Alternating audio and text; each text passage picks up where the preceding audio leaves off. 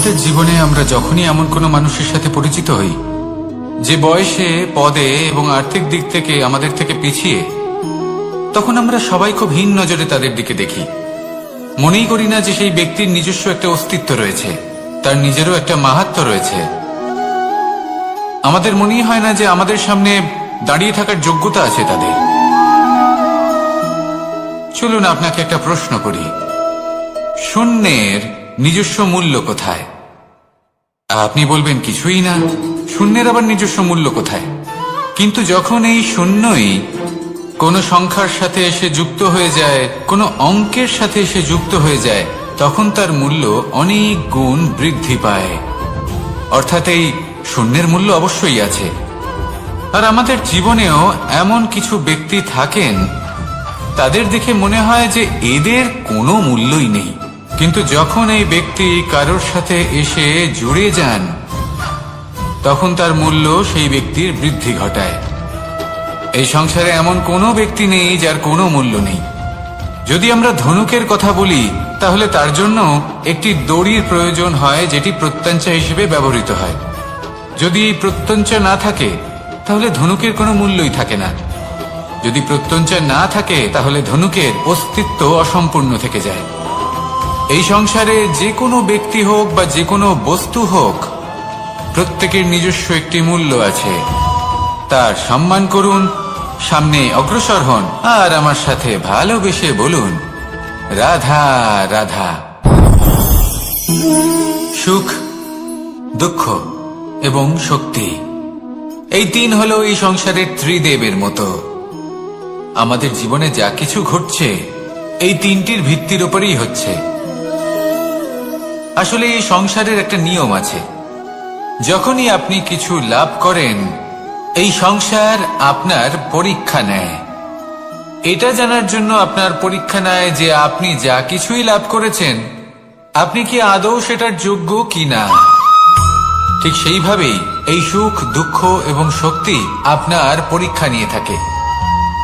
যখন সুখ আসে, তখন সে আপনার পরীক্ষা নেয় যে আপনার মধ্যে অহংবোধ জাগ্রত হয়নি তো। যদি অহংবোধ চলে আসে, তাহলে সুখ সেখানেই সঙ্গ ত্যাগ করে। দুঃখ আপনার ধৈর্যের পরীক্ষা নিতে থাকে, আর যদি আপনার মধ্যে ধৈর্য না থাকে, তাহলে এটা আপনাকে আরো বেশি দুঃখের গভীর অন্ধকারে ঠেলে দেবে। সেখানে শক্তি পরীক্ষা নেয় আপনার বিনম্রতার। যদি আপনি বিনম্র না হন, তাহলে হয় এই শক্তি আপনার সঙ্গ ত্যাগ করবে, নয় এই শক্তি বিনম্রতার অভাবে আপনার পতনের কারণ হতে পারে। এই সংসারে যে কোনো ব্যক্তি যিনি এই পরীক্ষায় উত্তীর্ণ হয়ে থাকেন, এই জীবনে তিনি সাফল্য লাভ করেন। আসুন আমার সাথে ভালোবেসে বলুন, রাধা রাধা। মানুষের জীবনে উন্নতি লাভ করার জন্য তিনটি স্তম্ভের প্রয়োজন হয়। প্রথম স্তম্ভ শিক্ষা। এই শিক্ষা আমাদের জ্ঞান প্রদান করে। দ্বিতীয় স্তম্ভ ব্যবসা, যার দ্বারা আমরা ধন উপার্জন করি। তৃতীয় স্তম্ভ হলো আমাদের ঈশ্বর, আমাদের ইষ্ট। এনার সাথে যদি আমরা জুড়ে থাকতে পারি, তাহলে এমন একটা মানসিক বল আপনি লাভ করবেন, যেটা এই সংসারে আর কোথাও পাওয়া সম্ভব নয়। কিন্তু মানুষ অনেক সময় জীবনে এই তিনটি স্তম্ভ লাভ করা সত্ত্বেও সামনে অগ্রসর হতে পারেন না। তখনও জীবনে কঠিন পরিস্থিতি আসতেই থাকে। এমনটা ঠিক কেন হয়? কারণ সে জীবনে এই তিনটি স্তম্ভ লাভ করে নেয়, জীবনে প্রয়োগও করে, কিন্তু তার ভিতের কথা সে ভুলেই যায়। যেমন প্রথম স্তম্ভ অর্থাৎ শিক্ষা। এই শিক্ষার আধার হলো শুভ চেতনা। যদি অন্তরে শুভ চেতনা না থাকে, তাহলে এই শিক্ষার কোনো গুরুত্ব থাকে না। দ্বিতীয় স্তম্ভ ব্যবসা। পরিশ্রম করে উপার্জন করতে হবে, এই কথাটা আমরা সবাই জানি এবং সবাই চেষ্টাও করি। কিন্তু ব্যবসা করতে করতে আমরা এটা ভুলে যাই আমাদের ব্যবহার কেমন হয়ে পড়েছে। এই ব্যবহার যদি শুভ হয়, তাহলে আমাদের উপার্জন আস্তে আস্তে একটা স্থির জায়গায় এসে পৌঁছবে। এবং তৃতীয় স্তম্ভ আমাদের ভগবান। যদি ওনার শরণে আপনি যেতে চান, তাহলে তার পূর্বে নিজের মা বাবাকে সেবা করুন, তাদের যত্ন করুন, তাদেরকে ভালোবাসুন, কারণ ওনারাই হলেন এই সংসারে আপনার সব থেকে বড় ইষ্ট। তাহলে 3 স্তম্ভের সাথে সাথে তাদের আধারকেও নিজের জীবনে প্রাধান্য দিন। কোনো সমস্যা আসবে না, জীবনে একের পর এক উন্নতি করবেন এবং এই মন প্রসন্ন হয়ে বলবে রাধা রাধা। মানুষের এই সংসারে জীবনযাপন করার জন্য কিছু জিনিসের প্রয়োজন পড়ে, এমন কিছু আবেগ, এমন কিছু বস্তু আছে যেগুলো তার প্রয়োজন হয়। কিন্তু সব থেকে বেশি যে জিনিসটা তার প্রয়োজন হয় সেটা হলো সম্মানের। আমাদের ভালো লাগে যখন কেউ আমাদের সম্মান করে, আমরা কাউকে সম্মান করলে তারও সেটা ভালো লাগে। কিন্তু আপনি দেখবেন যে সংসারে বেশিরভাগ মানুষ 2টি মাপদণ্ডের ভিত্তিতে সম্মান করেন, হয় বয়স দেখে করেন বা উপার্জন দেখে, অর্থাৎ সেই ব্যক্তি কতটা উপার্জন করেন। এবার ভেবে দেখুন, এটা আবশ্যক নয় কারোর বয়স যদি বেশি হয় তার বুদ্ধিও ততটাই বেশি হবে। আবশ্যক এটাও নয় যে কোনো ব্যক্তি যদি অত্যন্ত ধনী হন বা তার মনও নির্মল হবে বা তিনি সৎকর্ম করবেন বা এমন কোনো কর্ম করবেন যাতে উনি সম্মান লাভ করতে পারেন। হতে পারে উনি ধনী কিন্তু দুশ্চরিত্র। সেই জন্য বয়স বা উপার্জন দেখে কোনো ব্যক্তিকে সম্মান করবেন না, কর্ম দেখুন। যদি গভীরভাবে ভেবে দেখেন তাহলে দেখবেন যদি কোনো মানুষ কোনো সৎকর্ম করেন তাহলে তার প্রতি হৃদয় থেকে সম্মান জাগ্রত হয়। এটাই হলো সেই সম্মান যা অর্জন করতে হবে। বয়স আজ আছে, কাল আরো বৃদ্ধি পাবে। উপার্জন আজ আছে, কাল সেটা কমে যেতেও পারে। কিন্তু যদি আপনি নিরন্তর শুভকর্ম করতে থাকেন তাহলে আপনি মৃত্যুর পরেও অমর হয়ে থাকবেন। আসুন আমার সাথে ভালোবেসে বলুন রাধা রাধা। ভয়ের সাথে আমরা সবাই পরিচিত, কষ্টও আমরা সবাই পেয়েছি। কখনো কখনো আমরা অসুস্থ হয়ে পড়ি, আর এমন সময় হলে মাতার মমতা, কখনো বাবার স্নেহ, কখনো বন্ধুদের পাশে থাকার অনুভূতি আমাদের রোগ নিরাময়ে সাহায্য করে। কখনো যদি আমরা নিরাশ হয়ে পড়ি, তখন যদি আমাদের কোনো আপনজন আমাদের দুটো ভালো কথা বলে তখন আমাদের মনোবল বেড়ে যায়। ঠিক তেমন সংসারের এই রঙ্গমঞ্চে যদি আপনি পীড়িত অনুভব করেন, কিছু শুভ কথা আলোচনা করুন, কিছু স্তুতি গান করুন, কিছু মুহূর্তের জন্য হলেও নিজের ইষ্টদেবের কথা স্মরণ করুন আর প্রার্থনা করুন। সাহস বাড়বে, শক্তিও বৃদ্ধি পাবে এবং সামনে এগিয়ে চলার পথও দেখতে পাবেন। তখন এই মন প্রসন্ন হয়ে বলবে রাধা রাধা। মানুষের জীবনে উন্নতি লাভ করার জন্য 3টি স্তম্ভের প্রয়োজন হয়।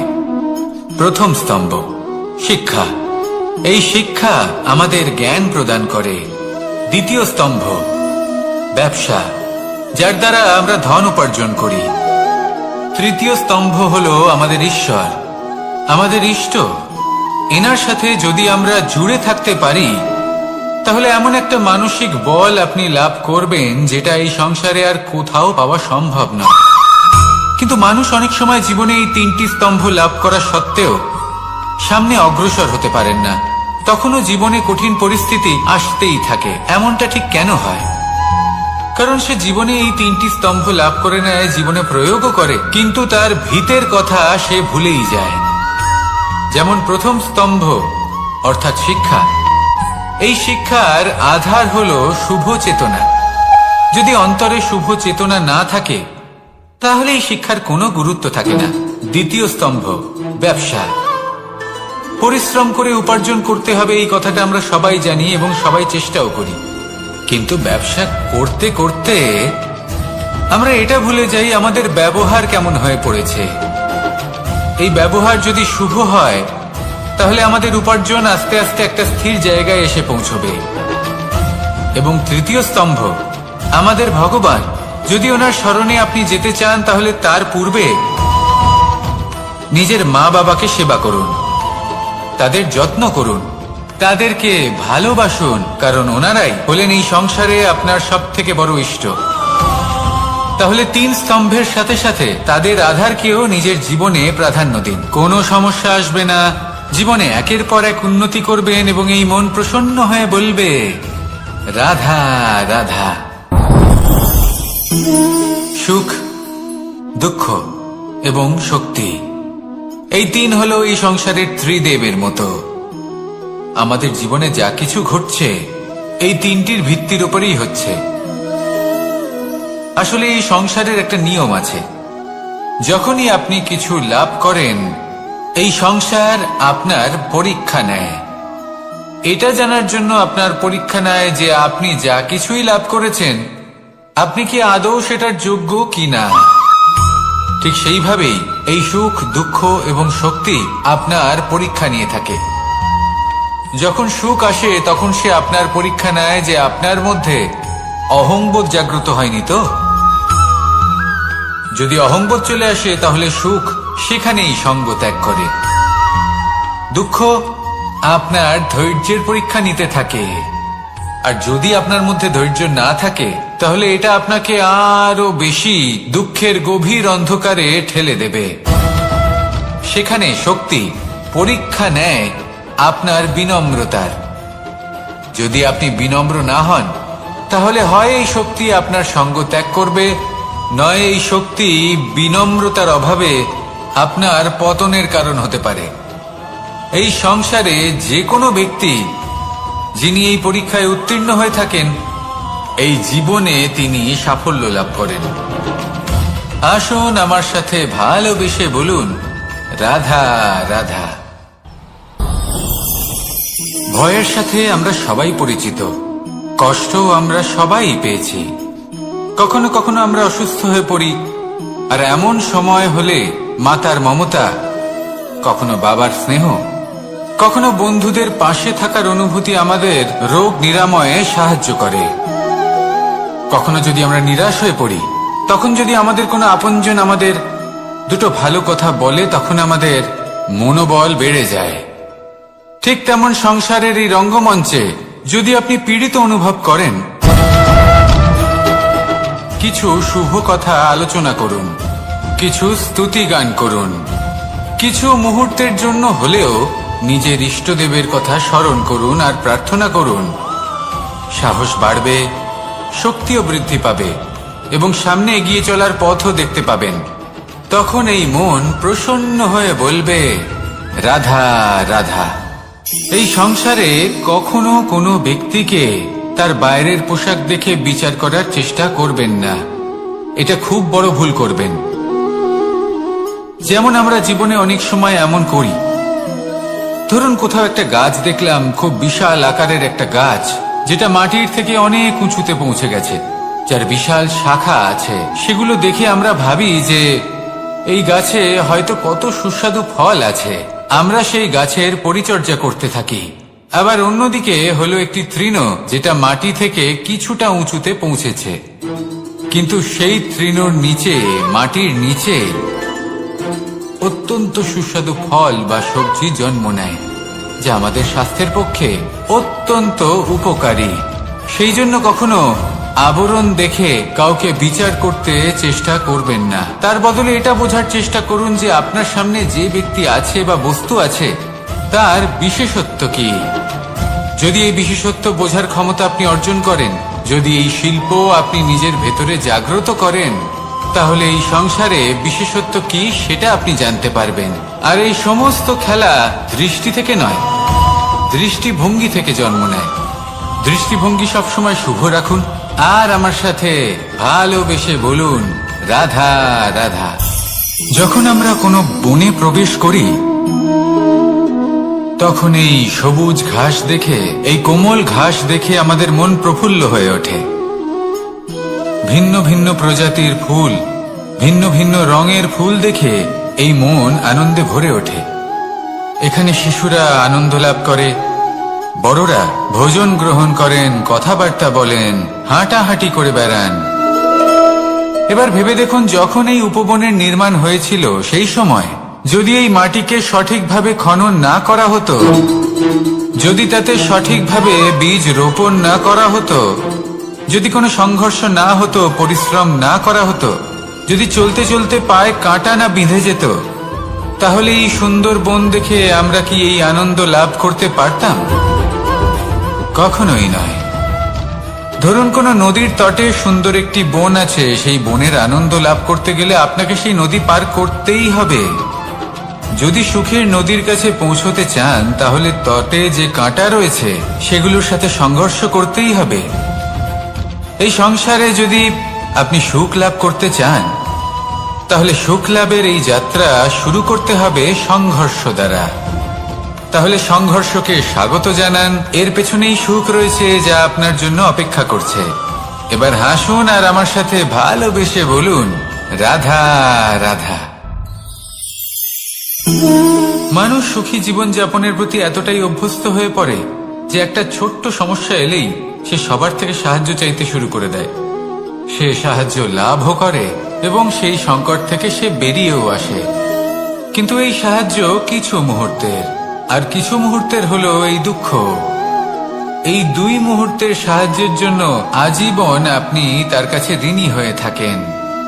আর মানবিকতার খাতিরে আপনার মনে কৃতজ্ঞতা জেগে ওঠে, আর সেই কৃতজ্ঞতা বোধ হলো যে আপনি কখনো সেই ব্যক্তিকে ছাপিয়ে যেতেই পারবেন না। সেই জন্য জীবনে সবসময় চেষ্টা করবেন নিজেকে প্রস্তুত রাখতে সেই সব সমস্যার জন্য, সেই সব বাধার জন্য যেগুলো আপনার জীবনে আসতে পারে। ততক্ষণ সাহায্য চাইবেন না যতক্ষণ না অন্য কোনো পথ না থাকছে। সাহায্য চাওয়া অনুচিত নয়, কিন্তু সাহায্য চাইলে এবং সাহায্য পেলে আপনি আজীবন কৃতজ্ঞ এবং ঋণী হয়ে থাকবেন। আর তারপর একদিন আপনি পরিবর্তন দেখতে পাবেন যে কিভাবে আপনি ছোট ছোট সমস্যার জন্য সাহায্য না চেয়ে বড় বড় সমস্যার সম্মুখীন হতে প্রস্তুত হয়ে গেছেন।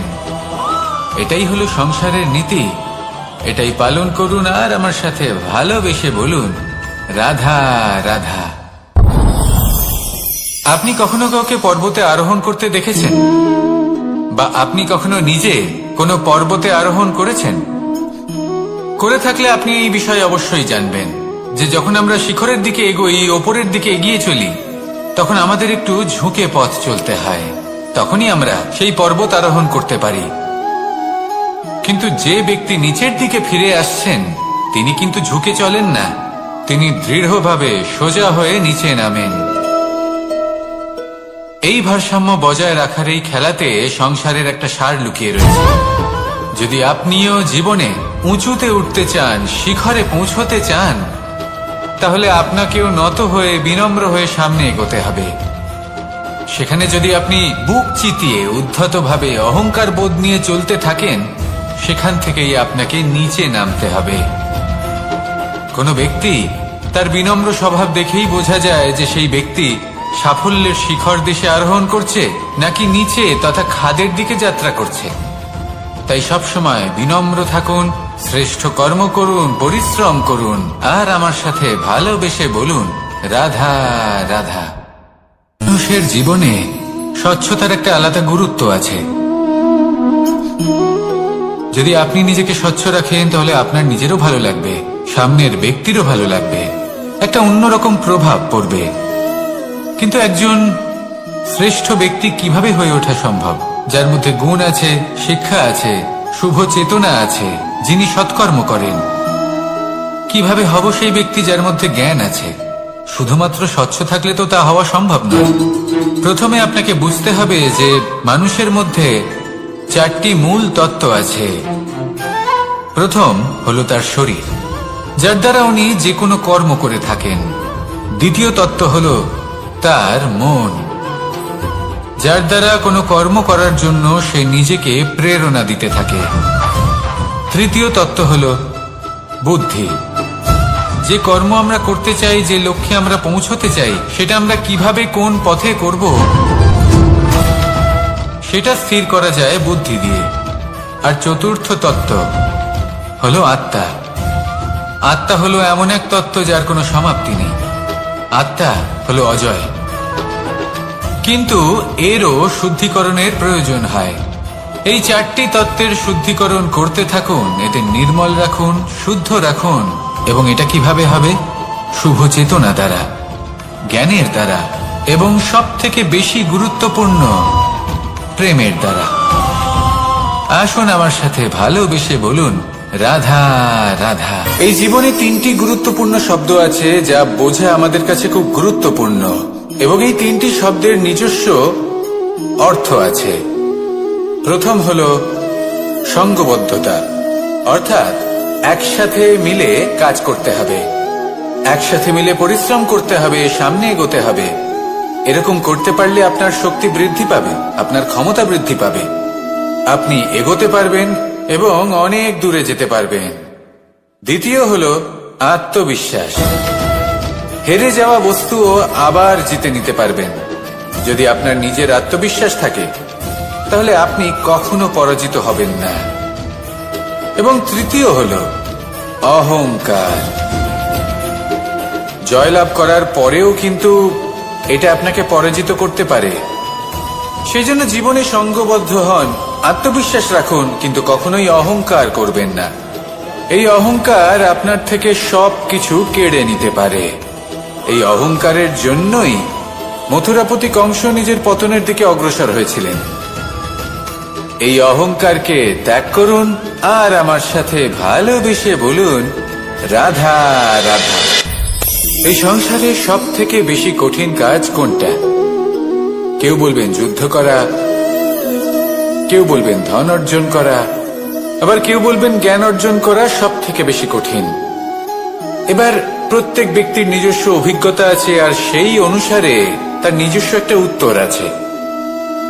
সাধারণভাবে দেখতে গেলে এই সংসারে সব থেকে কঠিন হলো তপস্যা করা, অর্থাৎ সব কিছু ত্যাগ করে তপস্যায় নিজেকে বিলীন করে দেওয়া। এবার এর থেকে বেশি কঠিন এই সংসারে আর কি বা হতে পারে? এই সংসারে, এই সমাজে, নিজের পরিবারের মধ্যে থেকেও ধৈর্য ধরে সামনে অগ্রসর হওয়া, এটা হলো সব থেকে কঠিন কাজ। কারণ যখন আপনি তপস্যা করেন তখন সেখানে আপনার ধৈর্য ভাঙার মতো কেউ থাকেন না, না কোনো বন্ধু, না কোনো আত্মীয়, না কোনো শত্রু, কেউ না। কিন্তু যখন আপনি এই সমাজে, এই পরিবারে থাকেন, কোনো না কোনো ব্যক্তি এসে আপনার ধৈর্যের বাঁধ ভেঙে দেওয়ার ক্ষমতা রাখেন। তারা আপনার ধৈর্যের বাঁধ ভেঙে দেয়, আর কখনো কখনো তারা অনিচ্ছাকৃতভাবেই সেটা করে থাকেন। কারণ তাদের মানসিকতা আপনার থেকে আলাদা, তাদের কর্ম আপনার থেকে আলাদা, তাদের দৃষ্টিভঙ্গি আপনার থেকে আলাদা, জীবন যাপন আপনার থেকে আলাদা। সেক্ষেত্রে আপনি ধৈর্যচ্যুত হন, প্রসন্নতা আপনার থেকে ছিনিয়ে নেওয়া হয়। সেই জন্য এই সংসারে, এই পরিবারের থেকেও ধৈর্য ধরে সামনে অগ্রসর হওয়া কোনো পর্বতের শিখরে গিয়ে তপস্যা করার থেকেও অনেক বেশি কঠিন।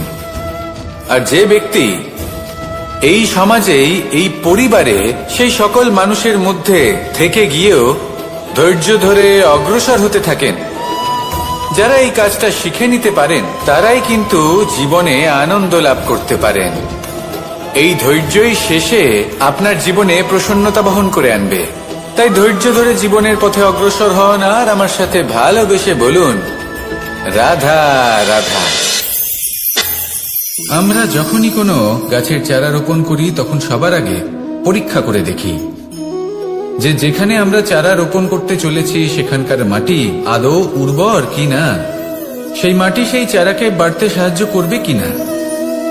যখন একটা চারা রোপণের আগে আমরা এত কিছু ভাবতে পারি, তাহলে কাউকে বিশ্বাস করার আগে আমরা কেন ভাবি না? জীবনে কখনো এই বিশ্বাসরূপী চারা কোথাও রোপণ করার আগে বোঝার চেষ্টা করুন যে যার উপর আপনি বিশ্বাস করতে চলেছেন সে কি আদৌ আপনার বিশ্বাসের যোগ্য কি না। ভেবে দেখুন সেই ব্যক্তি ভবিষ্যতে গিয়ে আপনার বিশ্বাস ভাঙতে পারে কিনা। এটাও ভেবে দেখুন যে যাকে আপনি বিশ্বাস করতে চলেছেন তাকে আপনি বিশ্বাস করলে নিজের জীবনের উদ্দেশ্যে আপনি অগ্রসর হতে পারবেন কিনা। আর তার জন্য প্রয়োজন সঠিক সিদ্ধান্ত, পরখ করা, কোনটা উচিত কোনটা অনুচিত সেটা বোঝা। আর তাতে কিন্তু আপনি সন্দেহবাতিক হবেন না, তাতে আপনি আরো নিপুণ হয়ে উঠবেন। তাই যদি আপনি নিপুণ হয়ে উঠতে চান তাহলে বোঝার চেষ্টা করুন, পরখ করে দেখুন, কোনটা উচিত কোনটা অনুচিত বুঝুন, আর বিশ্বাস তখনই করুন যখন আপনি 100% নিশ্চিত হবেন যে সে বিশ্বাসের যোগ্য। আসুন আমার সাথে ভালোবেসে বলুন, রাধা রাধা। রাধা কখনো কখনো আমার জন্য বড়ই সুগন্ধি আতর নিয়ে আসে, পারিজাত ফুলের মালা নিয়ে আসে আমার প্রসাধন করবে বলে, এবং আমার সব থেকে বেশি প্রিয় মাখন নিজে হাতে বানিয়ে আনে আমাকে নিজে হাতে খাইয়ে দেবে বলে, সবকিছু আমাকে প্রসন্ন করবে বলে। কিন্তু আপনি কখনো ভেবেছেন যে এই আতর কিভাবে বানানো হয়? সহস্র ফুলের পাপড়ি একসাথে পিষে নিতে হয়, তারপরে তার থেকে যে রস নিঃসৃত হয় সেই রস দ্বারাই আতর তৈরি। অনেক সংখ্যক ফুলকে অসীম যন্ত্রণা ভোগ করতে হয়, তবে তারা আমার প্রসাধন সামগ্রী হয়ে উঠতে পারে। দুধ থেকে মাখন তৈরি করার জন্য কতটা পরিমাণ মন্থন সহ্য করতে হয় সেটা আপনি জানেন। ঠিক সেই রকমই হলো আমাদের জীবনও। বিপদও আসে, কঠিন পরিস্থিতিও আসে, এর সম্মুখীন হতে শিখুন। মনে রাখবেন, আপনি হলেন সেই দুধ যাকে মন্থন সহ্য করতে হবে মাখন হয়ে ওঠার জন্য।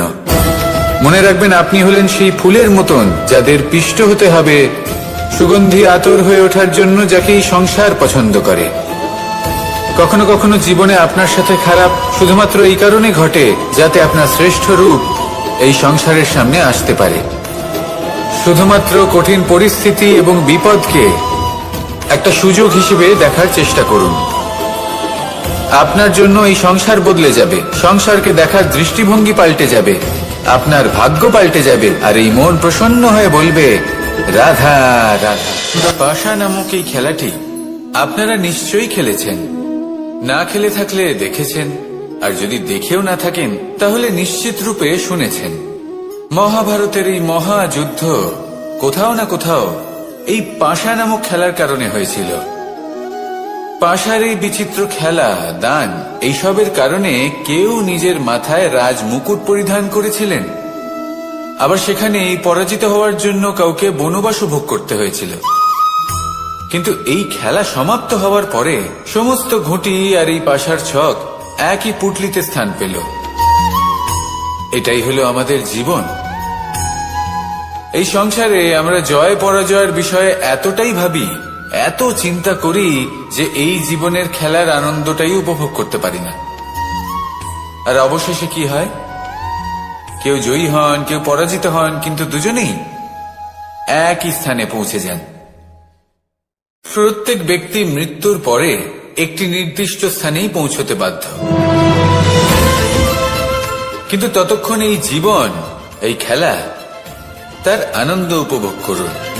এই সংসারে সেই ব্যক্তি শ্রেষ্ঠ স্থানে পৌঁছতে পেরেছেন যিনি এই সংসারকে প্রকাশ প্রদান করেছেন, যিনি কখনো জয় পরাজয় এ বিষয়ে ভাবেননি, শুধু এই জীবনের খেলার আনন্দ উপভোগ করেছেন। এটাই আপনিও করুন, আর আমার সাথে ভালোবেসে বলুন, রাধা রাধা। প্রত্যেক মানুষ নিজের জীবনে দুঃখ অনুভব করেন। প্রত্যেকের দুঃখ আলাদা হতে পারে। কারোর মনে এই দুঃখ থাকে যে সে তার বাবা মায়ের সব ইচ্ছে পূরণ করতে পারেননি। কেউ এটা ভেবে দুঃখ পান যে সে চিরকাল সদাচার করেছেন, সৎকর্ম করেছেন, কিন্তু তাও তাকে দুরাচারী বলে মনে করা হয়। কেউ এটা ভেবেও দুঃখ পান যে তার সামনে যে ব্যক্তি রয়েছেন তার চোখে তিনি শত্রু হয়ে উঠেছেন বা দুষ্ট হয়ে উঠেছেন, যেখানে তিনি হয়তো কোনো অনুচিত কাজই করেননি। এবার এই সমস্ত বিষয় নিয়ে ভেবে নিজের ব্যক্তিত্ব নিয়ে সন্দেহ প্রকাশ করবেন না। যদি নিজের ব্যক্তিত্ব নিয়ে কোনো সন্দেহ থেকে থাকে তাহলে কর্ম সংক্রান্ত প্রশ্ন করুন যে আপনি যা করেছেন তাতে কি উচিত ছিল, কি অনুচিত ছিল। যেটা প্রয়োজন সেটা এটা বোঝার যে আপনার অন্তর্মন, আপনার বিবেক আপনাকে কি বলছে, আর আপনার অন্তর্মন আর আপনার বিবেক আপনাকে যেটা করতে বলবে শুধু সেটাই করুন। আর তারপরে এই সংসার কি বলবে, কি ভাববে সেসব নিয়ে ভাবতে যাবেন না, কারণ এই সংসার তো ঈশ্বরকেও প্রশ্ন করে থাকে, ঈশ্বরকেও দোষী মনে করে। কখনো কখনো যখন কোনো ঘটনা মানুষের ইচ্ছা অনুযায়ী ঘটে না, তখন মানুষ এটা বলে যে হে ঈশ্বর, আপনি আমার পাশে থাকলেন না, আপনি বড়ই কঠোর, এটা আপনার দোষ। যেখানে বেশিরভাগ সময় হয়তো সে নিজেই নিজের কর্মফল ভোগ করছে, আর কখনো কখনো ঈশ্বর হয়তো তার জন্য আরো ভালো কোনো পরিকল্পনা করে রেখেছেন, কিন্তু মানুষ সেটা বুঝতে পারে না। তাই দিনের শেষে যেটা প্রয়োজন সেটা হলো নিজের মনের কথা বুঝতে হবে। আপনার বিবেক কি বলছে শুধু সেটাই করুন, আর সামনে এগোতে থাকুন। আমার সাথে ভালোবেসে বলুন, রাধা রাধা। পরিবর্তন, এটা হলো সৃষ্টির অমূল্য নিয়ম। এই সংসারে সবকিছু সময়ান্তরে পরিবর্তিত হয়, এই সময়ও পরিবর্তিত হয়। পরিবর্তন চিরকাল হয়ে এসেছে আর চিরকাল হতে থাকবে, কিন্তু এবার আমরা সেই পরিবর্তন কিভাবে লাভ করব যেটা আমাদের প্রয়োজন, যেটা আমরা চাই। আমরা জীবনে বিকাশ চাই। এই বিকাশ কিভাবে লাভ করতে পারি? এই প্রকৃতি কিন্তু আমাদের অত্যন্ত উত্তম উদাহরণ দিয়ে বুঝিয়েছে। একটি বিন্দুর উদাহরণ দিয়েছে যা ভবিষ্যতে একটা বিশাল নদীর আকার ধারণ করে। এটা কিভাবে হয়? মেঘ থেকে একটি বিন্দু ঝরে পড়ে সেই পর্বতের ওপর যেখানে হিম আছে। সেই হিমের সংস্পর্শে আসা মাত্র সেই বিন্দুর সাথে আরো বেশ কিছু বিন্দু যুক্ত হয়, তারপর তারা অগ্রসর হয়, আরো কিছু বিন্দু যুক্ত হয়, আস্তে আস্তে একটা ক্ষীণ ধারার রূপ ধারণ করে, এবং সেটাই ভবিষ্যতে আরো এগোতে থাকে। অনেকটা যাওয়ার পর যখন অনেক সংখ্যক বিন্দু একসাথে যুক্ত হয়, তখন সেটা বিশাল নদীর আকার ধারণ করে। এবার আমরা মানুষ বলে আমাদের সাথে এই নিয়মের অন্যথা হয় তা নয়। আমরাও এই প্রকৃতির অংশ, আমাদের ক্ষেত্রেও একই নিয়ম প্রযোজ্য। যখন পরিশ্রম করে অনেক সংখ্যক বিন্দু আমরা একত্রিত করব, তখনই পরিবর্তনের নদী প্রবাহিত হবে। প্রয়োজন হল নিরন্তর পরিশ্রম করা এবং ধৈর্য ধরা। এটা করতে থাকুন, জীবনে সবকিছু লাভ করতে পারবেন, কারণ প্রকৃতি আমাদের এটাই শিখিয়েছে, আর আমরা এই ব্রহ্মরই একটি অংশ, যার দ্বারা এই ব্রহ্মাণ্ড নির্মিত। আসুন আমার সাথে ভালোবেসে বলুন, রাধা রাধা। কখনো এই প্রকৃতির দিকে তাকিয়ে থাকবেন। এই প্রকৃতি অনেক ধরনের শিক্ষা দেয়। কোন একটা গাছকে দেখুন, কিভাবে সে মাটি থেকে জল শুষে নেয়। সে ঝড় হোক বা হোক কড়া রোদ, সব সহ্য করে এবং অবশেষে সে ফল ধারণ করে। আর সেই ফল উৎপন্ন করার পরে সে ফল কিন্তু সে নিজে গ্রহণ করে না, এই সংসারকে প্রদান করে, যাতে পশু পাখি মানুষ তারা এই ফল গ্রহণ করে শক্তিশালী হয়ে উঠতে পারে, সুস্থ থাকতে পারে। সেভাবেই নদী, সরোবর এরা নিজেরাও কিন্তু নিজেদের জল গ্রহণ করে না, মাটিকে প্রদান করে, পশু পাখিকে প্রদান করে। সূর্য নিজেও নিজের জন্য প্রজ্বলিত হয় না, সে প্রকাশ ছড়িয়ে দিতে চায় আমাদের সবার কাছে, সে আলো পৌঁছে দিতে চায়। এই প্রত্যেকের কর্মে পরমার্থ নিহিত আছে, আর সেই জন্যই এদের সকলকে পুজো করা হয়। তাই মনে রাখবেন, আপনার কাছে জীবন যাপনের অতিরিক্ত যা কিছুই আছে তা পরমার্থের জন্য। তাহলে তার সদ্ব্যবহার করুন, আর আমার সাথে ভালোবেসে বলুন, রাধা রাধা। আমরা প্রত্যেকেই অবশ্যই এমন সময় দেখেছি যখন অনেকগুলো সমস্যা একসাথে আমাদের জীবনে এসে পড়ে। সমস্যা আমাদের প্রত্যেকের জীবনেই থাকে। আমরা তার সমাধান খুঁজতে চেষ্টা করি, কখনো সমাধান খুঁজে পাই, আবার কখনো যতই চেষ্টা করি না কেন কোনো সমাধান খুঁজেই পাই না। আর যখন এটা হয় তখন মানুষ অত্যন্ত বিচলিত হয়ে পড়েন। নিজের আত্মীয় স্বজন, নিজের বন্ধু বা সংসার, এদের ওপরে এই দোষ চাপিয়ে দেন যে এদের জন্যই এই সমস্যা এসেছে। এবার যদি আমি আপনাকে কোনো পরামর্শ দিই, তাহলে এটাই বলবো যে দৃষ্টিভঙ্গি পাল্টে দেখুন। এই দৃষ্টিভঙ্গি দিয়ে দেখুন যে এই সংসারে যে সমস্যাই আসুক না কেন তার জন্য কেউ দোষী নয়, না আপনি না অন্য কেউ। এই পুরো খেলাটাই আপনার মানসিকতা, আপনার দৃষ্টিভঙ্গি, আপনার মনে। কিভাবে বোঝাচ্ছি? যখন আমাদের মন শক্ত থাকে তখন কঠিন থেকে কঠিনতর পরিস্থিতিও আমাদের জীবনে খুব বেশি হলে প্রতিস্পর্ধা হয়ে থেকে যায়। সেখানে যদি আমাদের মন দুর্বল থাকে, তখন অল্প কঠিন পরিস্থিতিও আমাদের কাছে খুব বড় সমস্যা হয়ে যায়, তাই না? একটা শক্ত মন কঠিন পরিস্থিতিকে প্রতিস্পর্ধা হিসেবে দেখে আর তার মধ্যে ওটা সুযোগ খুঁজে নেয়। আমাদের শুধু এটাই করতে হবে। এই সংসারে অন্য কাউকে দোষী মনে করলে আপনার সমস্যা দূর হয়ে যাবে না। সেই জন্য এই সংসারকে দোষ দেওয়ার বদলে এই সমস্যার মূলে চলে যান, সেটাকে বুঝুন, নিজের এই মনকে শক্ত করে তুলুন।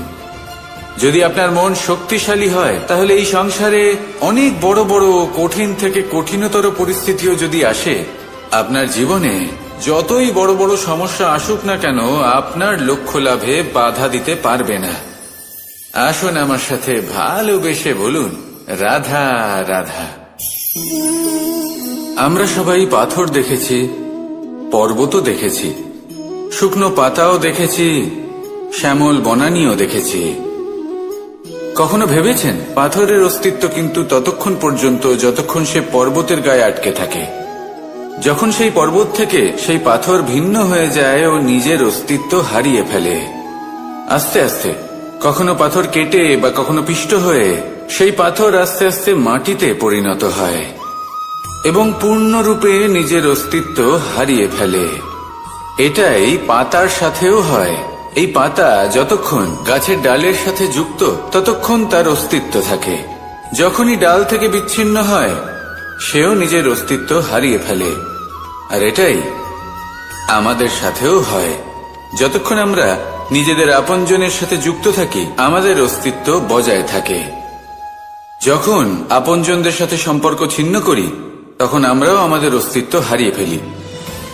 এবার এই সংসারের প্রত্যেক ব্যক্তি স্বতন্ত্র থাকতে চান, আর অনেক ব্যক্তি স্বতন্ত্র থাকবেন বলে আপনজনদের দূরে করে দেন আর তাদের সাথে এই সম্পর্ক ছিন্ন করেন। এটা কি সত্যি প্রয়োজন? আপনজনদের সাথে সম্পর্ক ছিন্ন করে নিজের অস্তিত্ব হারিয়ে ফেলা প্রয়োজনীয়, নাকি আপনজনদের সাথে সম্পর্ক বজায় রেখে নিজেদের স্বতন্ত্র করে রাখা সেটা আবশ্যক? নির্বাচন আপনারই। আসুন আমার সাথে ভালোবেসে বলুন, রাধা রাধা।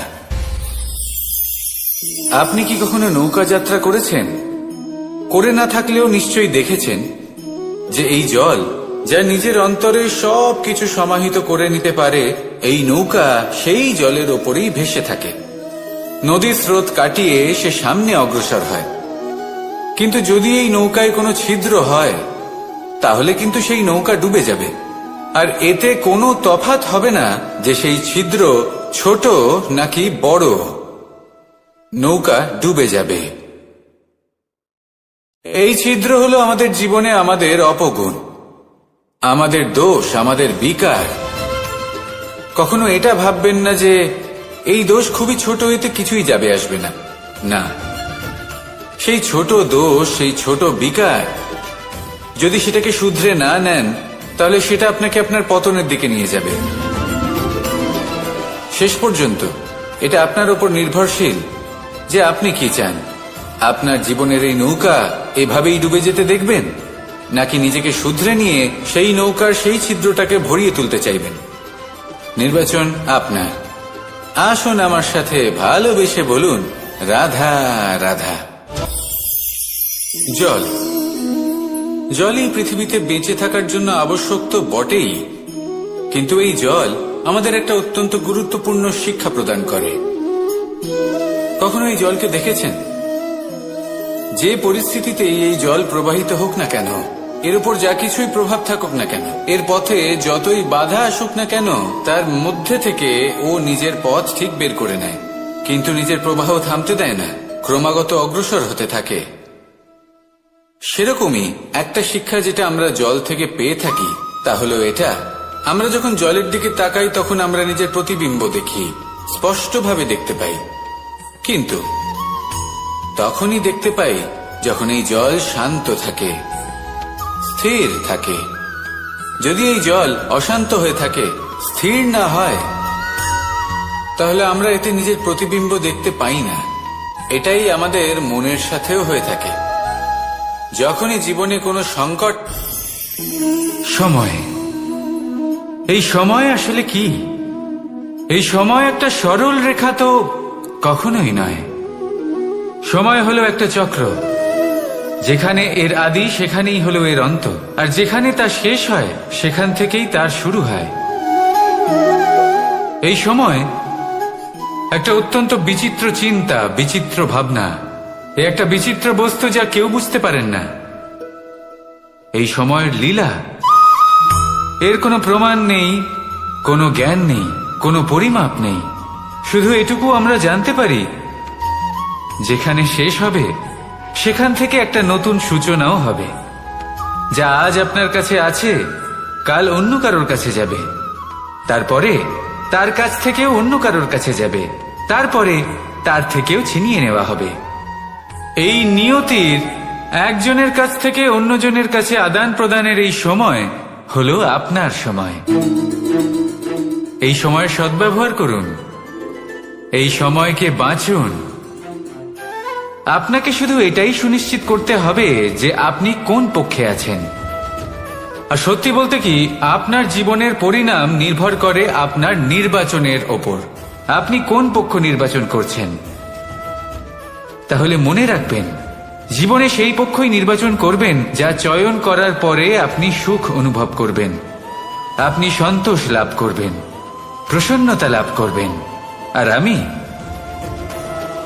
আমি এটাই সুনিশ্চিত করব যে এই পক্ষ যেন শান্তির পক্ষ হয়, এই পক্ষই যেন প্রেমের পক্ষ হয়। তাহলে চিন্তা করবেন না, আর আসুন আমার সাথে ভালোবেসে বলুন, রাধা রাধা।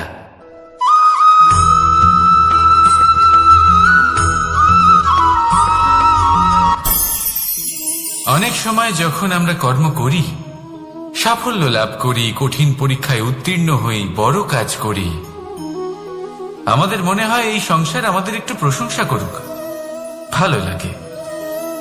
অনেকবার মনে হয় এটা হলো আমাদের কর্মের ফলই বটে, আমরা আনন্দ পাই। কিন্তু যখন আমরা এই প্রশংসা পাই না, তখন কি হয়? আমরা দুঃখী হয়ে যাই, ভেঙে পড়ি। মনে হয় যেন আমার জন্য কেউ চিন্তাই করে না, এমন মনে হয় যেন আমাদের আনন্দে অন্য কেউ আনন্দই পায় না। অনেক রকম ভাবনা আসে। কিন্তু আমি আপনাকে একটা প্রশ্ন করতে চাই, আপনি যে কাজই করেন না কেন, যে কর্মই করেন না কেন, তা কি শুধুমাত্র প্রশংসার জন্য করেন? যদি এরকম হয়ে থাকে তাহলে সেই ভাবনা এক্ষুনি ত্যাগ করুন, কারণ এই প্রকৃতি আমাদের অন্য শিক্ষা দেয়।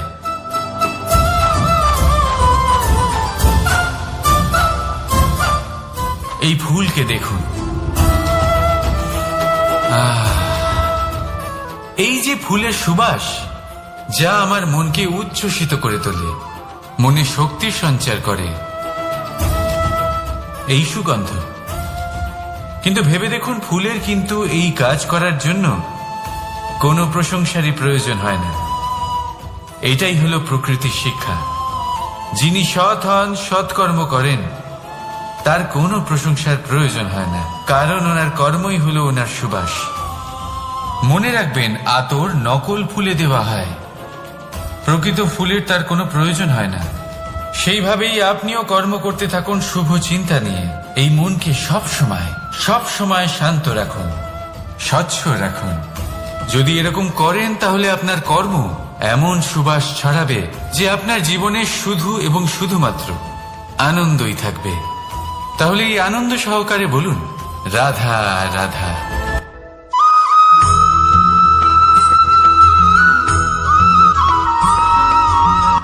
কর্ম এবং ফল দেখতে গেলে এই সমস্ত ব্রহ্মাণ্ড এই দুইয়ের মাঝেই স্থির হয়ে আছে।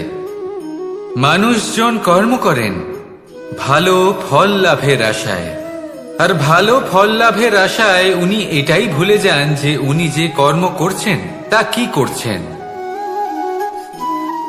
আমি বলেছিলাম কর্ম করুন ফলের চিন্তা না করে, কিন্তু কি কর্ম করছেন সেই বিষয়ে ভাবাটাও অত্যন্ত আবশ্যক।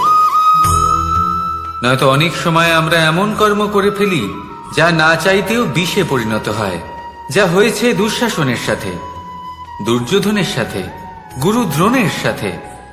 একজনের মানসিকতা উচিত ছিল না, একজনের বিবেক উচিত ছিল না, আরেকজন যে পক্ষ নির্বাচন করেছিলেন সেই পক্ষ উচিত ছিল না। আর যা কিছু ওনাদের সাথে হলো, আপনার, আমার, আমাদের সকলের সাথে তা হতে পারে। আমি বলেছিলাম কর্ম করুন, ফলের চিন্তা করবেন না, কিন্তু এই কর্মের বিষয়ে বিচার করে দেখাটাও ততটাই আবশ্যক। দেখুন, কর্ম করার উচিত প্রক্রিয়া ফলের চিন্তা না করা, কিন্তু যদি আপনার কর্ম শুভ হয় তাহলে তার ফলও নিয়তি আপনাকেই দেবে। সর্বদা কর্ম করার সময় এটা ভাবুন যে আপনার এই কর্ম এই সংসারকে, এই সমাজকে, আপনার পরিবারকে, আপনার আশেপাশের মানুষজনকে কোন দিশায় নিয়ে যাবে। যদি এটা সবার জন্য মঙ্গলময় হয় তাহলে কর্ম করতে থাকুন। আর হ্যাঁ, নিশ্চিত রূপে ফলের চিন্তা করবেন না। আসুন আমার সাথে ভালোবেসে বলুন, রাধা রাধা।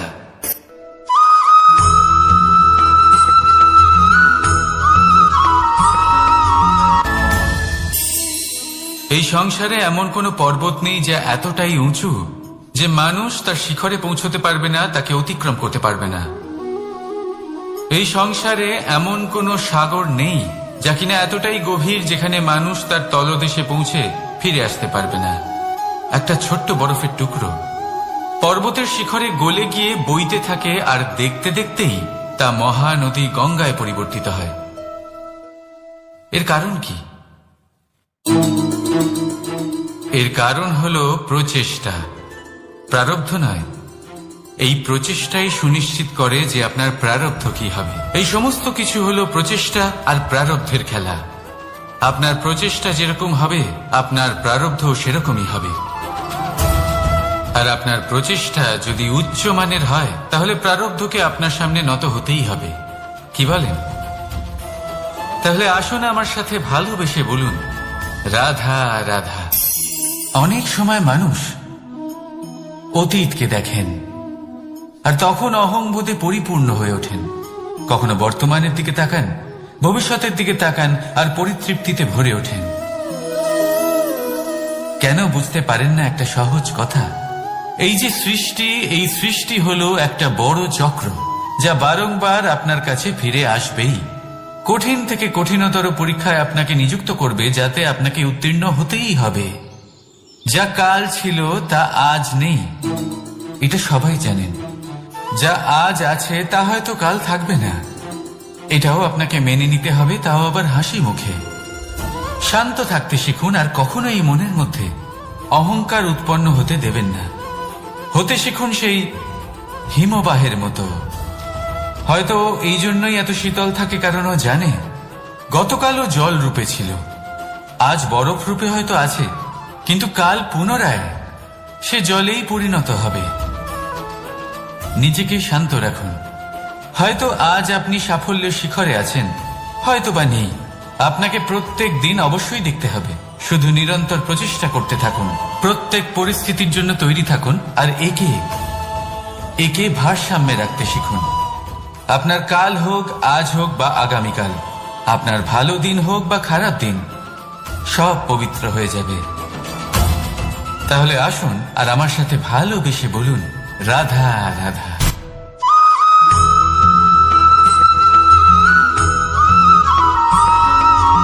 প্রতিশোধ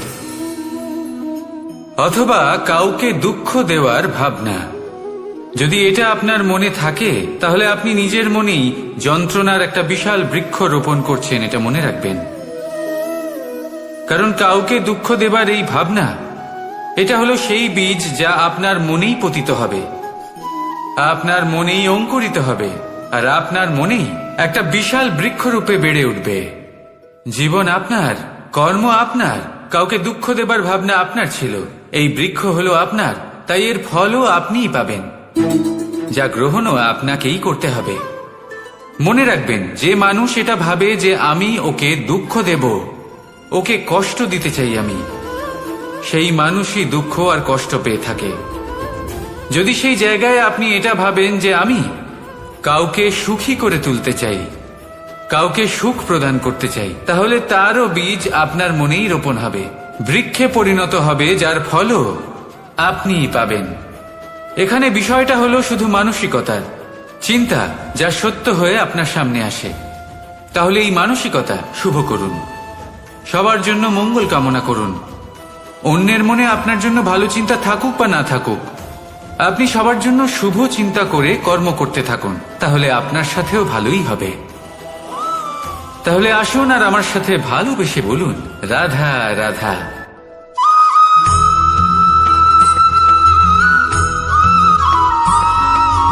দোল উৎসবে এই সমগ্র সংসার রং নিয়ে খেলা করে, কিন্তু এই রঙের সারমর্ম এই সংসার কি জানে? কখনো দেখেছেন একটা চিন্তিত মুখ শুধুমাত্র রঙের স্পর্শ পেয়ে আনন্দিত হয়ে ওঠে? দোলে আমরা কি করি? পুরাতনকে ত্যাগ করি আর নতুনকে স্বাগত জানাই। শিশিরকে বিদায় জানিয়ে এক সুন্দর, এক নতুন ঋতুকে আগমন জানাই। দুশ্চিন্তা দূর করে আসার নতুন রঙে রঙিন হয়ে ওঠা, নিজেকে আনন্দিত করা, এটাই তো হলো দোল। এবার দোলের একটা ব্যাপার আছে, দুটো রঙে একসাথে রঙিন হওয়া যায় না। একটা রং উঠলে তবেই আরেকটা রং লাগা সম্ভব। আরো একটা প্রশ্নও রয়েছে, কোন রংকে তুলে দিয়ে কোন রং মাখানো যেতে পারে? যদি আপনাকে উদাহরণ দিই, লোভের এই রং, তা যতক্ষণ লেগে থাকবে আনন্দের রং লাগতে পারবে না, যা হয়েছিল দ্বারকাবাসী এবং সামন্তক মণির মধ্যে। ভ্রান্তির রং যতক্ষণ লেগে থাকবে সত্যের রং লাগতে পারবে না, যা হয়েছে রুক্মিণীর সাথে। আর হিংসার এই রং যতক্ষণ লেগে থাকবে প্রেমের রং ততক্ষণ লাগতেই পারবে না, যা হয় আপনার আমার সবার সাথে। তাহলে আসুন একসাথে মিলে দোল পালন করি এবং সবকিছুর উপরে বিজয় লাভ করি। অন্ধকারের স্থানে আলো, ভ্রান্তির স্থানে সত্যের, হিংসার স্থানে প্রেমের, আর লোভের স্থানে আনন্দের এই সুন্দর রং মাখাই। শত্রুতা, ঘৃণা, হিংসা এই সব কিছু ত্যাগ করি আর সকলের সখা হয়ে উঠি, আর ভালোবেসে বলি শুভ দোল। হ্যাঁ, ওটা তো আমরা অবশ্যই বলবো, রাধা রাধা।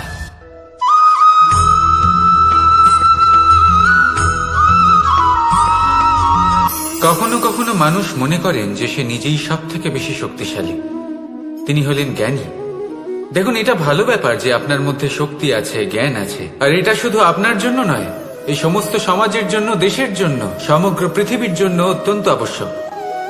কিন্তু এই কথাটাও বোঝা অত্যন্ত আবশ্যক যে এই জ্ঞান যেন কখনো অহংকার না হয়ে ওঠে। যখন মানুষের মধ্যে জ্ঞান থাকে তখন সে রাম হয়ে ওঠে। রাম, যিনি সমুদ্রের বুকে সেতু বানিয়েছিলেন, বানর সেনার দ্বারা রাক্ষস রাজকে পরাজিত করেছিলেন, আর চিরকালের জন্য সবার কাছে আদর্শ হয়ে উঠেছিলেন। আর যদি মানুষের মনে অহংকার জন্মায় তাহলে সে রাবণ হয়ে ওঠে। দেশে বিদেশে যতই খ্যাতি থাকুক না কেন, সে রাক্ষস হয়ে ওঠে, নিজের সাথে সাথে সমস্ত কুলের বিনাশ করে বসে।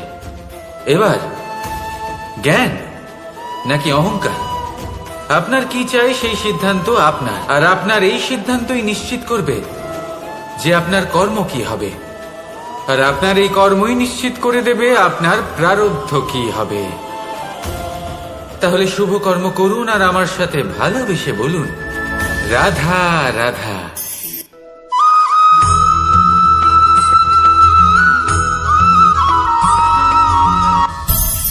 সংসারে অনেক সময় এরকম হয় যে আমরা খুব সমস্যায় থাকি, খুব বিপদের মধ্যে থাকি, আর সেই সমস্ত মানুষ যারা আমাদের কাছের মানুষ, আমাদের আপনজন, তারা আমাদের ত্যাগ করে চলে যান। আমরা এই সময় দুঃখ পাই, নিরাশ হয়ে পড়ি এবং একা একাই সেই সমস্যাকেও কাটিয়ে উঠি। এবার পরিস্থিতি যেমন খুশি হোক না কেন, সেই সব মানুষ যারা এমন সময় আপনাকে ত্যাগ করেছেন, তাদের প্রতি ক্রুদ্ধ হওয়া, অভিমান করা, এটা অনুচিত। আমি বলবো তাদের প্রতি কৃতজ্ঞ থাকুন। আমি বলবো তাদের ধন্যবাদ জানান যে তারা এমন সময় আপনার সঙ্গ ত্যাগ করেছেন যখন আপনার তাদের সব থেকে বেশি প্রয়োজন ছিল। কারণ দেখুন, হয় তাদের বিশ্বাস ছিল যে আপনি নিজেই এই বিপদ থেকে বেরিয়ে আসতে পারবেন, বা তাদের ত্যাগ করার জন্য আপনি নিজের উৎসাহ বাড়িয়ে তুললেন, আপনি নিজের শক্তি বাড়ালেন এবং নিজে সেই সমস্যা থেকে বেরিয়ে আসলেন। নিজের খারাপ সময়কে আপনি নিজেই ভালো সময় করে তুললেন। শেষ পর্যন্ত আপনি আরো শক্তিশালী হয়ে উঠলেন, আরো শ্রেষ্ঠ হয়ে উঠলেন। আর এটাই তো আপনার বিজয়, যার কারণ হলো তাদের আপনাকে ত্যাগ করা। তাহলে তাদের ধন্যবাদ জানান আর আমার সাথে ভালোবেসে বলুন, রাধা রাধা।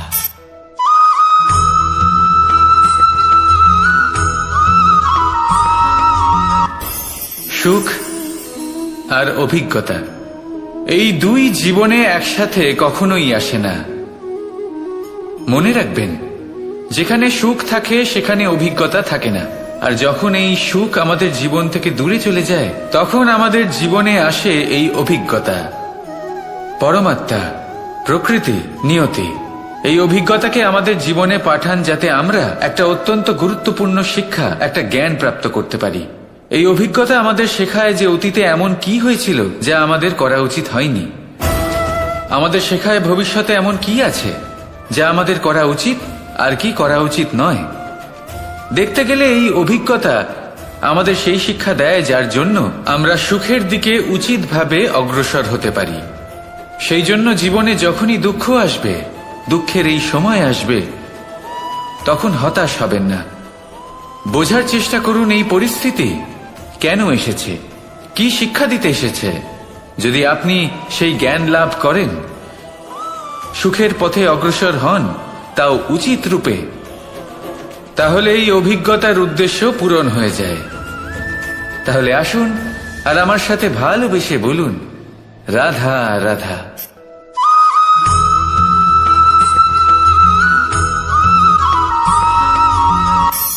ধন,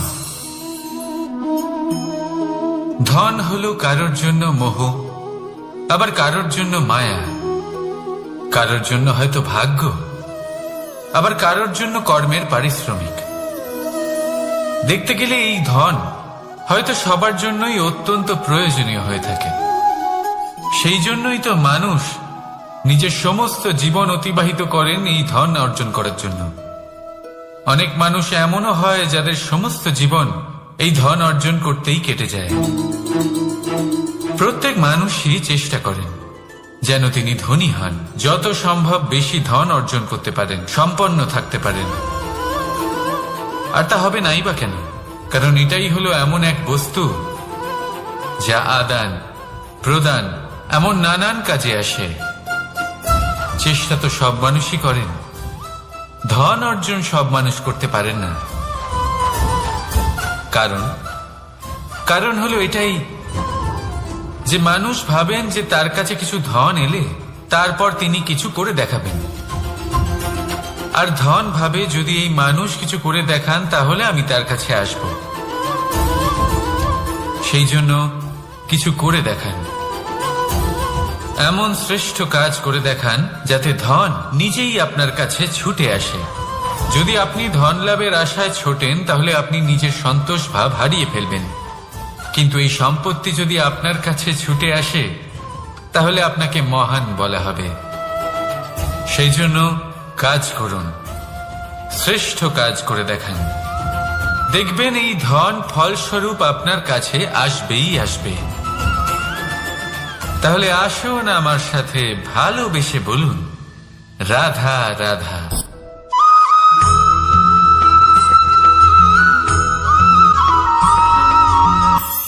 আজকাল আপনি দেখে থাকবেন যে মা বাবা শুধুমাত্র সন্তানকে ভালোবাসেন তা নয়, তাদের মোহেও জড়িয়ে পড়েন। বিদ্যালয়ে যখন পাঠান তখন সমস্ত সুযোগ সুবিধা দিয়েই পাঠান।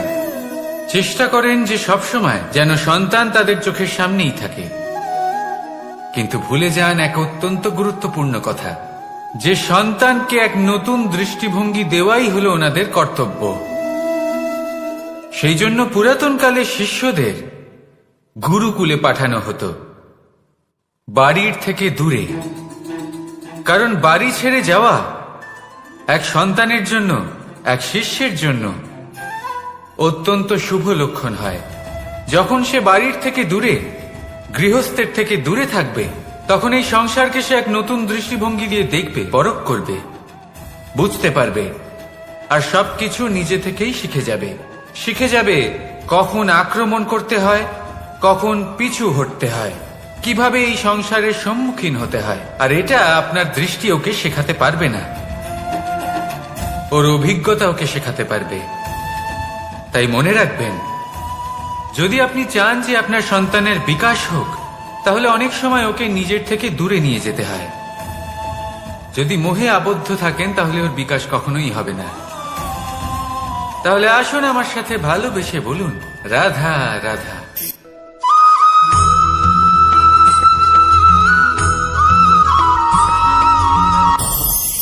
আমাদের মনে সবসময় একটা প্রশ্ন এসেই থাকে, এই জীবন যা কিনা ঈশ্বর আমাদের দিয়েছেন, একটা জীবন। ঈশ্বর এক আত্মা দিয়েছেন পৃথিবীতে বাঁচার জন্য। যতদূর আমরা জানি, আমাদের কাছে একটাই জীবন রয়েছে।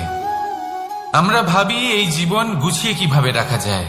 প্রত্যেক মানুষ ভাবেন যে আমি কি করি যাতে এই জীবনকে গুছিয়ে রাখা যায়, কিরকম কর্ম করব, কিরকম পুণ্য করব,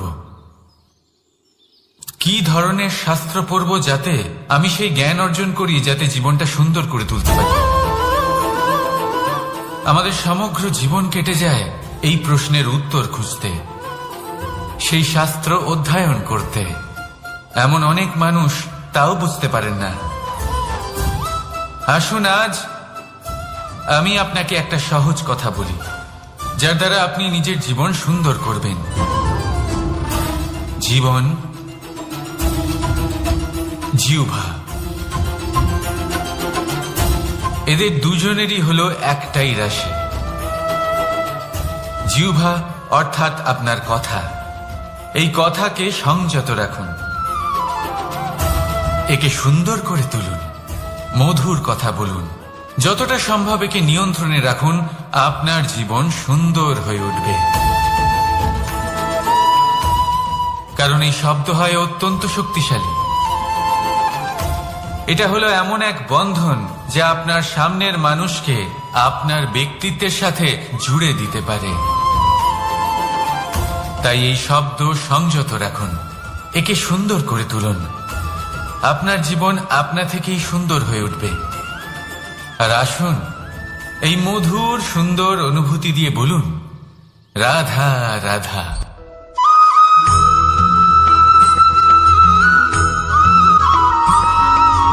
সমস্যা, কঠিন সময়, সংকট, বিপদ কার জীবনে নেই?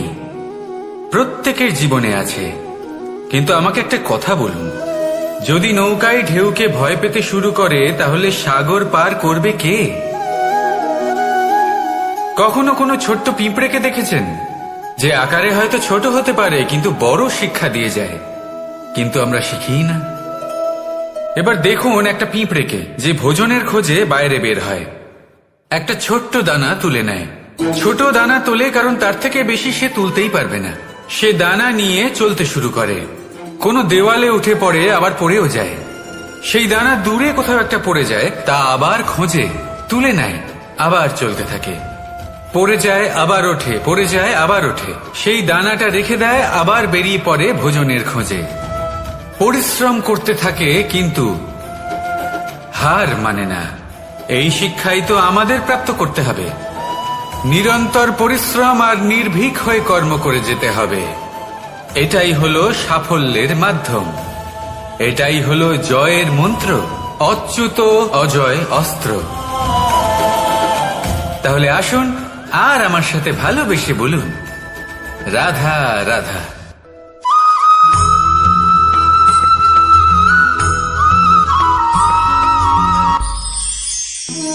জীবন, এই জীবন আসলে কি?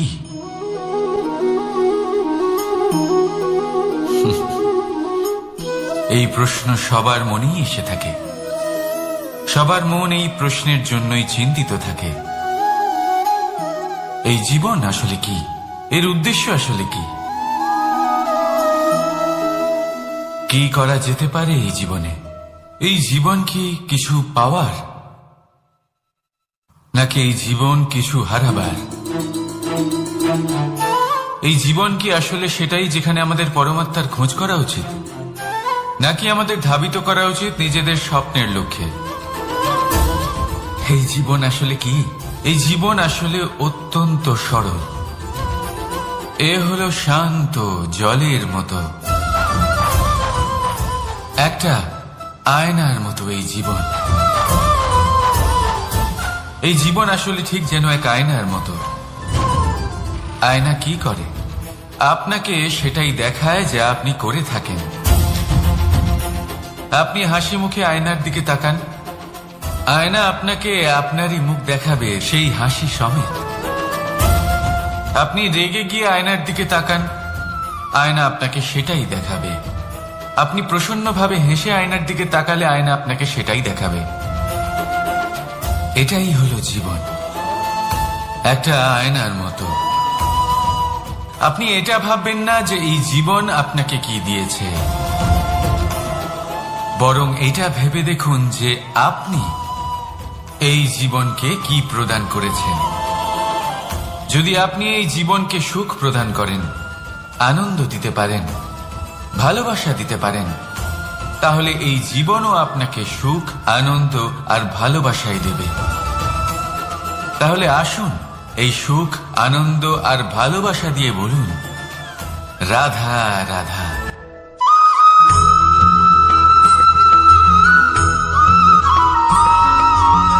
পরিবর্তন এই সংসারের শাশ্বত নিয়ম। কোন রাজা নেই যিনি চিরকাল রাজা থাকেন, কোন ধনী ব্যক্তি নেই যিনি চিরকাল ধনী থাকবেন। এই সংসারে সূর্যের স্থান নেওয়ার জন্য চন্দ্রিমার আগমন ঘটে। কোন স্থান যাকে পতিত বলা হয়েছিল সেখানে মহল তৈরি হয়েছে, কোন স্থান যাকে আজ মলিন বলা হয়েছে কাল সেখানে মন্দিরও স্থাপন হতে পারে। কোন ঋতু চিরকালের জন্য থাকে না, কখনো সময় চিরকাল একরকম থাকে না। আজ যে আপনার কাছে রয়েছে কাল অন্য কারোর ছিল, আজ যে আপনার কাছে রয়েছে কাল তা অন্য কারোর কাছে চলে যাবে। আপনার সাথে কিছু থাকলে তা হলো আপনার কর্ম, কিন্তু সেই কর্মের পরিণামও আপনার নয়। আপনি শুধু কর্ম করুন, বাকি সবকিছুই পরিবর্তনশীল। কিন্তু সেই পরিবর্তনকে দেখে ভয় পাওয়ার প্রয়োজন নেই, তাকে স্বাগত জানান। যদি আপনি হাসি মুখে সেই পরিবর্তনকে স্বাগত জানান, তাহলে এই পরিবর্তনও হাসি মুখে আপনার সাথে থাকবে। আসুন আমার সাথে ভালোবেসে বলুন, রাধা রাধা।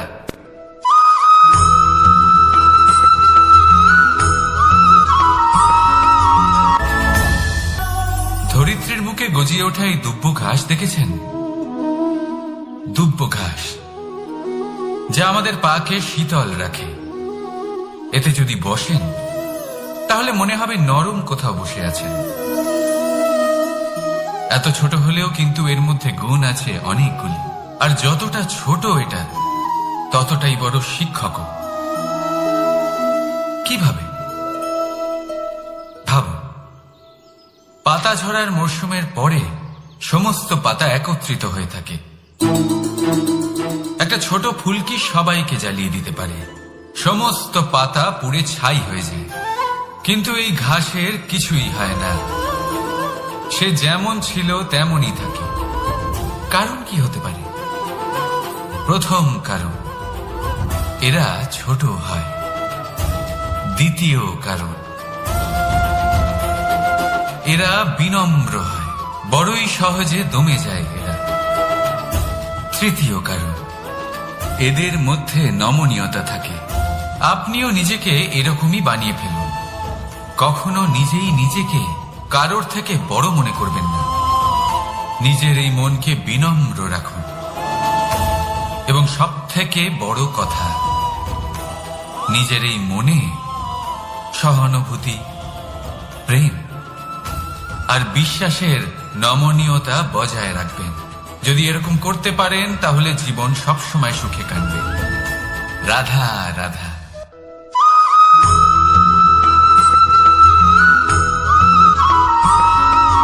সদিচ্ছা দেখতে গেলে 3 অক্ষরে তৈরি এই শব্দ, কিন্তু সমস্ত ত্রিলোক তার উপরেই আধারিত। আপনি এই সংসারে এসেছেন, তখন অবশ্যই শ্বাস নেবেন, কিন্তু তার বদলে আপনাকে কিছু তো দিতেই হবে। আপনার উপর নির্ভর করছে আপনি কি দেবেন।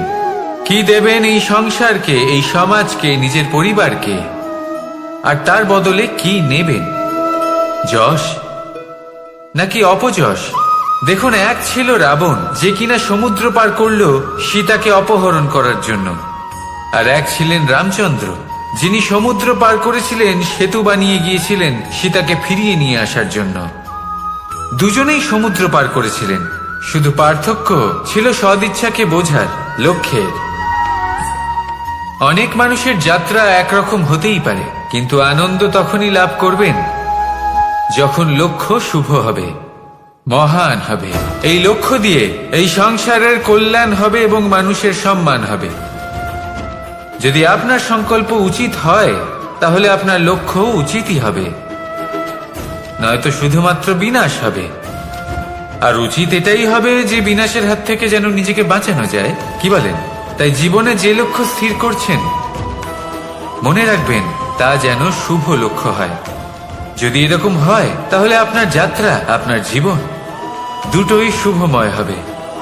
আসুন আর আমার সাথে ভালোবেসে বলুন, রাধা রাধা।